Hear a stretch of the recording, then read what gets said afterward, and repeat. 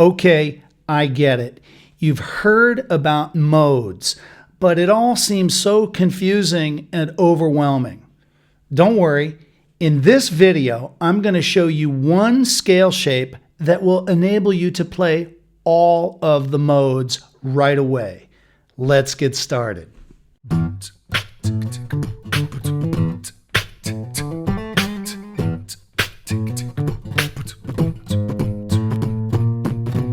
Alrighty, thank you so much for tuning in today.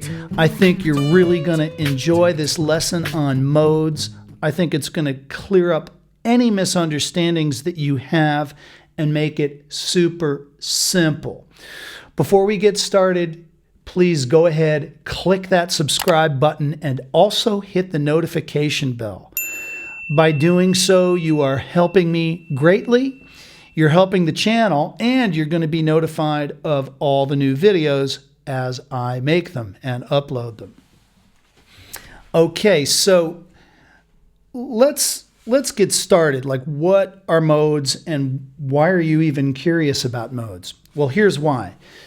If you're a blues or rock player, there comes a point where you get curious about what some other material that you could play might be.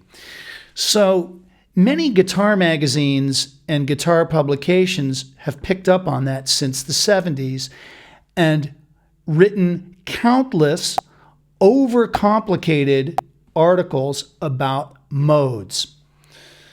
And, you know, they need to make the books they needed to make the books very fat so that they could sell them, because this is really a concept that can be explained very simply.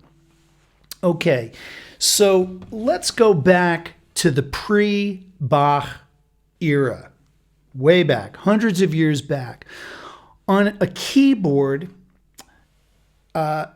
many of the notes were out of tune because they didn't have a good piano tuning system. Now they have what's called even temperament, or as Bach celebrated this tuning, they call it like the well-tempered clavier, meaning the even-tempered piano. So what does that mean? It means that pre-Bach, the white notes of the piano, which are the same as the C major scale, were reliably in tune. But the minute you started mixing in black keys, notes were often very much out of tune. I believe that the key of D flat was like almost unusable, I think.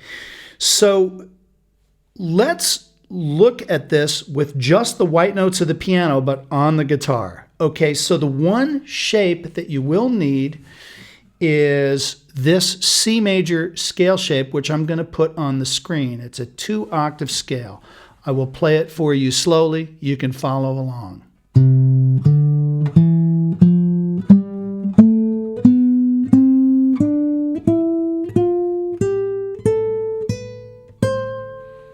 Alrighty, so all of the modes are already in that.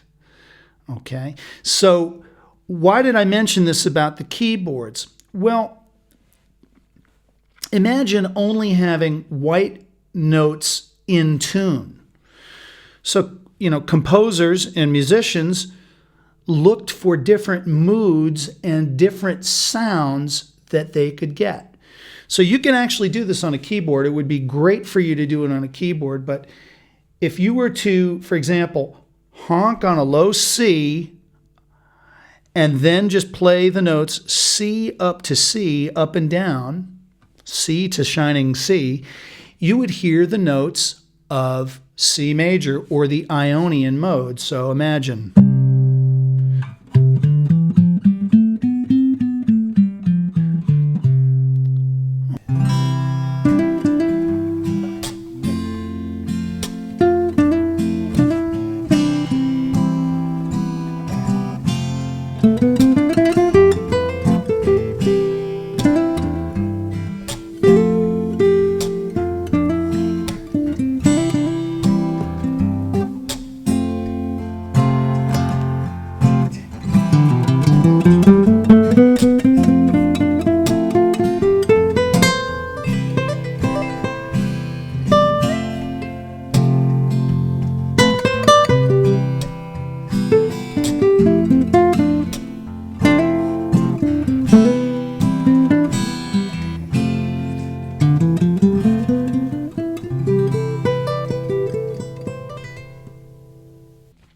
Okay, so now imagine, composer says, gee, I wonder what all of these same notes would sound like, but if our tonal center, or the key, revolved around the note D. Okay? So if we take the same notes of the major scale, but play D up to D, I'm literally using the same fret locations.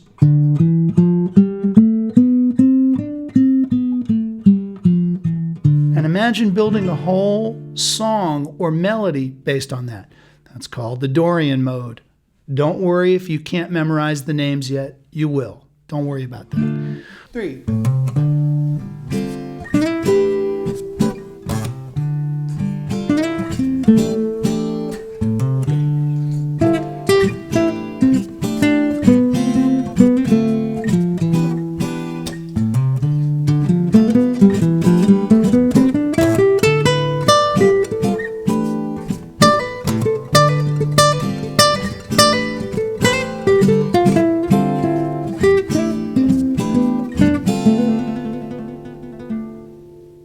Okay, so let's take the same concept. You've got the white keys of the keyboard. You're looking to make some music. What does it sound like if E is the central tone? That's the third of the scale. Now we're basing this all around E. E is the center. We want to hear what E up to E sounds like. So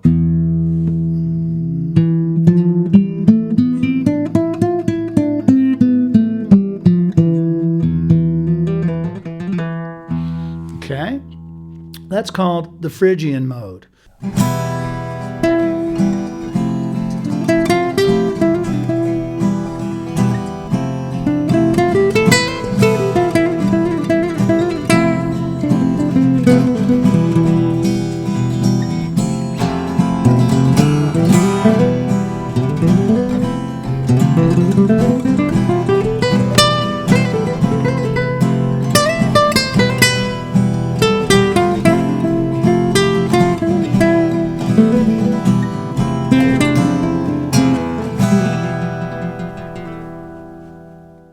And if we go white keys of the piano, F to F, I'm just playing the notes of the C major scale, but I'm starting on F, going up to the next F.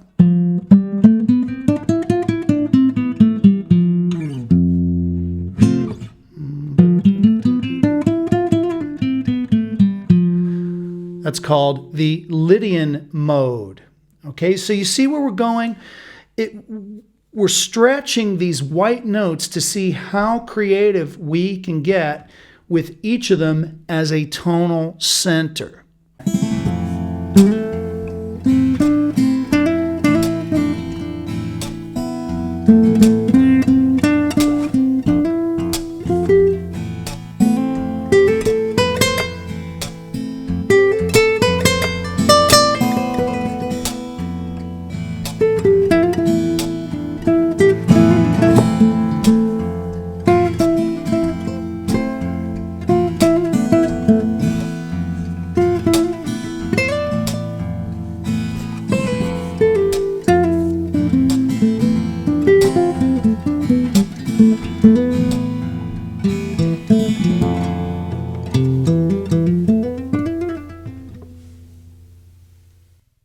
If we go from the C scale, if we go G up to G,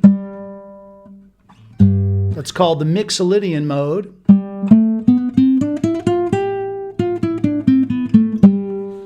Okay.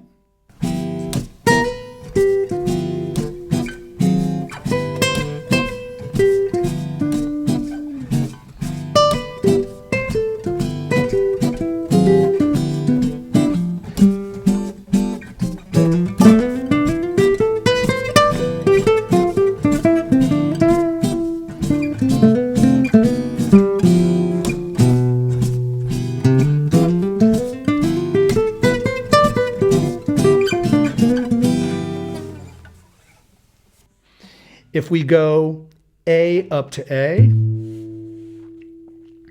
we get the Aeolian mode.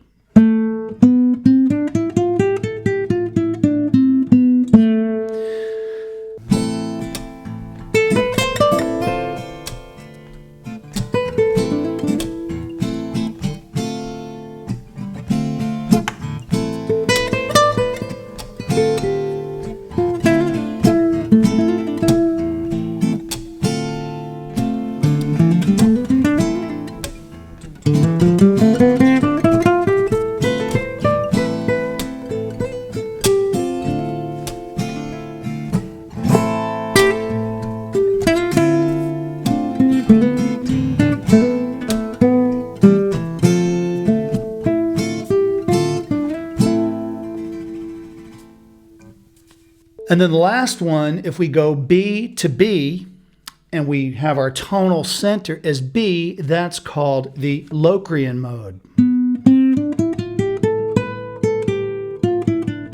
That's a very edgy sounding mode, not commonly used.